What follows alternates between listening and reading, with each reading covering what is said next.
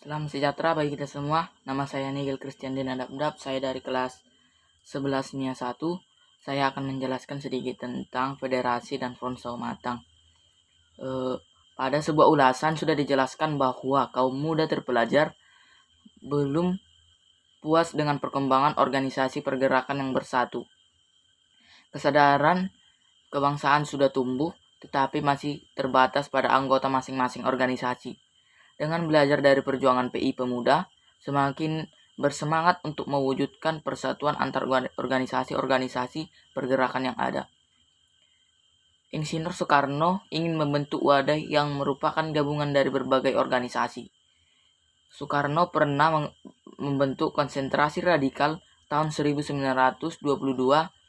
Konsentrasi radikal yang dimaksud merupakan wadah penyatuan para nasionalis dan partai-partai yang diwakilnya. Gagasan tentang persatuan dan kerjasama antar organisasi itu sudah lama dilangsungkan oleh PI, bahkan menjadi salah satu asas perjuangan PI. Tahun 1926, Muhammad Hatta dengan tegas menyatakan bahwa perlunya diciptakan blok nasional yang terdiri atas partai-partai politik atau organisasi-organisasi pergerakan, baik yang berbasis komunis maupun yang nasionalis.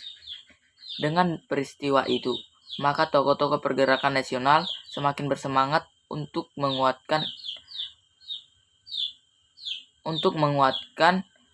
dalam membentukkan kekuatan bersama. Apalagi kondisi politik saat itu yang diwarnai dengan sikap keras dan kejam pemerintah kolonial terhadap organisasi-organisasi pergerakan. Dalam rangka merealisasikan gagasan tentang persatuan, Insinyur Soekarno ingin membentuk wadah persatuan dengan memadukan aliran nasionalisme, Islam, dan Marxisme sehingga merupakan kekuatan moral nasionalisme yang kokoh. Insinyur Soekarno mendesak para pemimpin organisasi untuk membuat sebuah federasi antar partai dan organisasi yang sekaligus merupakan front Matang untuk menghadapi praktik diskriminasi kelompok kulit putih. Federasi dalam hal ini harus mencerminkan situasi sosial dan politik Indonesia. Untuk membahas secara resmi tentang ide federasi itu, tanggal 17 sampai 18 Desember 1927 diadakan rapat di Bandung. Hadir dalam rapat itu antara lain perwakilan dari BU, PNI, PSI, PPKI, dan beberapa organisasi lainnya. Kemudian sebelum terbentuk kepengurusan federasi yang tetap, terlebih dahulu dibentuk semacam panitia yang diketuai oleh Sabirin. Akhirnya terbentuk kepengurusan tetap PP3KI sebagai berikut: Dewan Penasihat Insinyur Soekarno dan Sukiman, Ketua ISKA, Sekretaris Dr. Samsi. Adapun tujuan P3KI adalah mencegah perselisihan antar partai organisasi. 2. Menyatukan arah dan cara beraksi dan dalam perjuangan kemerdekaan Indonesia. 3. Mengembangkan persatuan kebangsaan Indonesia dan berbagai lambangnya seperti Sang Merah Putih, lagu Bank Indonesia Raya. Lalu yang kedua itu adalah yang akan saya bahas adalah cita-cita persatuan. Munculnya elit baru di kalangan kaum muda terpelajar telah melahirkan pemahaman baru, yakni tentang kebangsaan. Kalangan elit baru itu cenderung memiliki pekerjaan sebagai guru, penerjemah, dokter, dan lain-lain.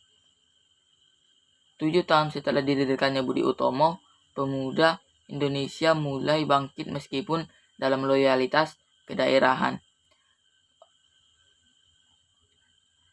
Berkembangnya organisasi Jong Java telah mendorong munculnya organisasi pemuda di berbagai daerah. Misalnya pada tanggal 9 Desember 1917 berdiri organisasi Jong Sumatranen Bon. Organisasi ini didirikan oleh para pelajar dan pemuda Sumatera yang ada di Jakarta. Pada tahun 1918 berdiri organisasi pemuda yang bernama Jong Minahasa.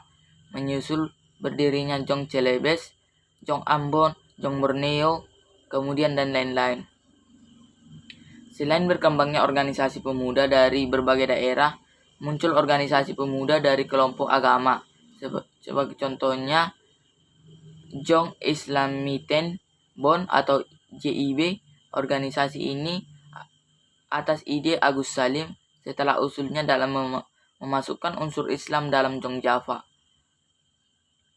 Perkembangan organisasi-organisasi pemuda tersebut semakin meramaikan suasana pergerakan kebangsaan di Indonesia, apalagi setelah beberapa organisasi pemuda mulai bersentuhan dengan gerakan politik. Pada tanggal 15 November 1925, dilaksanakan pertemuan organisasi pemuda.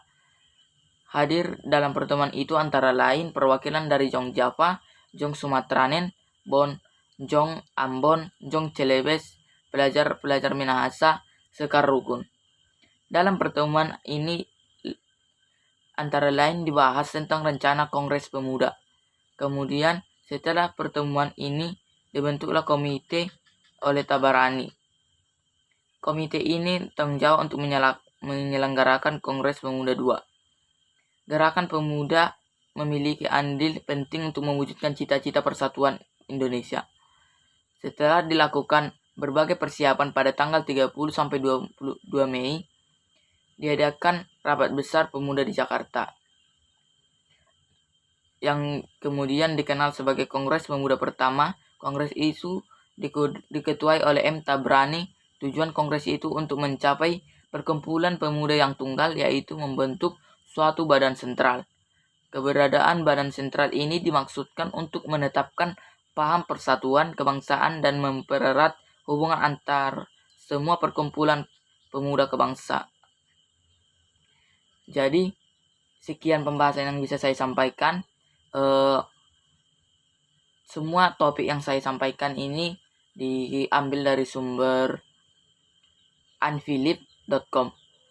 Itu merupakan sumber materi sejarah yang sangat lengkap. Sekian dari saya, terima kasih.